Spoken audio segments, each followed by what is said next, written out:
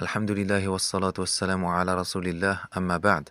Les sœurs vivant en terre d'islam, qu'elles soient converties ou n'ayant pas de tuteur shara'i pour les marier, ne peuvent pas prendre comme tuteur un frère quelconque, ni un talib ilm, ni même un sheikh.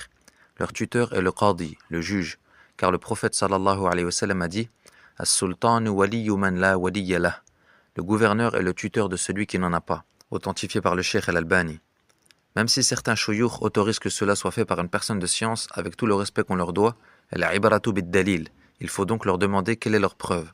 L'imam Ibn Baz, rahimahullah, a dit « Si la femme se trouve dans un pays dans lequel elle n'a pas de tuteur, ni père, ni frère, ni cousin paternel, qui soit musulman bien sûr, eh bien c'est le hakim qui sera son wali, son tuteur et le gouverneur. Car le prophète sallallahu alayhi wa sallam a dit « As-sultanu waliyyu man la waliyya lah » C'est donc lui qui la marie ou qui mandate quelqu'un pour la marier. Et s'il se trouve dans un pays dans lequel il n'y a pas de hakim, muslim yani, donc pas de gouverneur ni juge musulman, comme c'est le cas pour les minorités musulmanes vivant dans les pays de Kufr, eh bien c'est le président du centre islamique qui sera son tuteur et qui s'occupera de la marier. Et pour confirmer cela, j'ai contacté plusieurs chouyurs pour leur demander s'il est correct qu'une sœur convertie prenne un cheikh comme wali alors qu'elle vit dans un pays musulman. Le cheikh Abdus Salam al-Suhaymi hafidhahullah m'a répondu « Dans un pays musulman, c'est le juge qui devient son wali ». Et le cheikh Ahmed al-Subay'i hafidhahullah m'a répondu « Non, évidemment ce n'est pas permis. Il y a dans cela de l'exagération envers les gens de science et de l'ignorance concernant le rang du gouverneur musulman.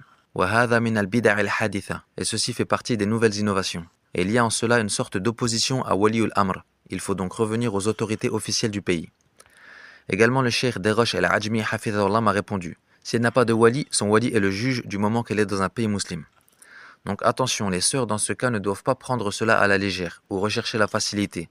Même si les démarches au tribunal prennent plusieurs mois, au moins leurs prétendants réfléchiront bien avant de s'engager. Car sans ça, elles sont des proies idéales. Et combien de sœurs se marient en quelques jours seulement, sans passer à la mairie, puis se plaignent d'être divorcées au bout d'une semaine.